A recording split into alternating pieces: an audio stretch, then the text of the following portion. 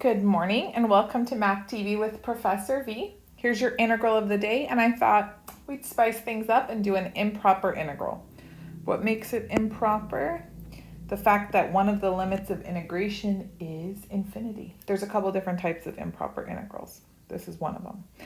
So immediately you need to replace that infinity with a dummy variable. Usually we use t, and then write this integral now as the limit as t approaches infinity from 0 to t of e to the x over 1 plus e to the x squared dx. That definitely needs to be the first step.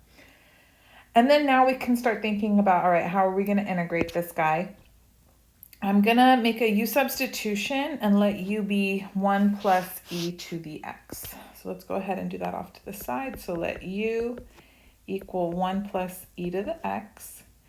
And then du would be, derivative of 1 is just 0. Fabulous. And then derivative of e to the x is e to the x, and we have dx. And boop, that's exactly what I have right there, e to the x dx. So that's my du. Okay, so now we have the limit as t approaches infinity, du over, this is all just u, right? U squared. Now we do need to change our limits of integration. So this lower limit of 0 applies to the variable x. So to figure out what it would be in terms of u, I'm just going to say u of 0 is 1 plus e to the 0. E to the 0 is 1. 1 plus 1 is 2. So new lower limit is 2. And then what about this upper limit? U of t is 1 plus e to the t, and you're just going to leave it like that. Get over it. Okay. All right, very nice. Don't fret. It's going to be pretty much a cakewalk to integrate. If you just need a little refresher, I would rewrite the integrand instead of du over u squared as u to the negative second du. And then hopefully from here you're home free.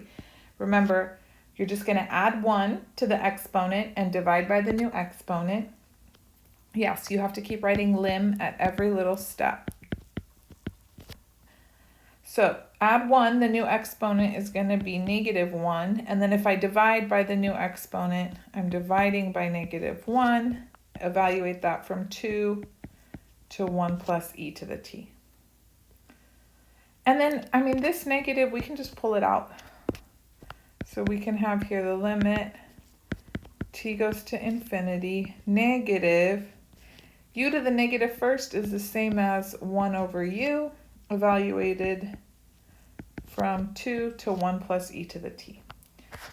Okay, so now I'm going to plug in my limits of integration. Look at me writing lim every step of the way like a little calculus angel. Negative 1 over 1 plus e to the t, right? I'm plugging that in for you, minus 1/2. Okay. As t goes to infinity, e to the t is going to go to infinity. And so this whole denominator is getting very, very large. 1 divided by something getting very, very large is going to approach 0. The rest of the terms are just constants, right? See? Negative 1/2. And so all I'm left with in my final answer is a positive 1/2. Now, what does that mean for us in terms of this improper integral?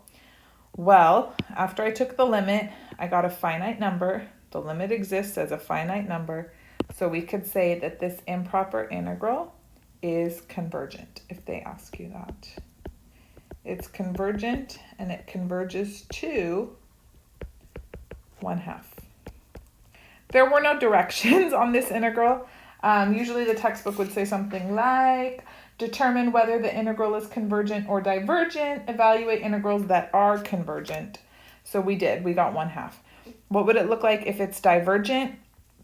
This limit either would be infinity or negative infinity, or perhaps if it didn't exist for some reason. That's what a divergent integral would look like. So hope you enjoyed the integral of the day. Give the video a thumbs up, subscribe if you haven't already. to my YouTube channel. I have full-length video lectures organized by playlists. And you can also catch me on Instagram and TikTok at Math TV with Professor V. If you want access to exclusive content, you can also sign up for my Patreon, same handle. Have a great day, you guys.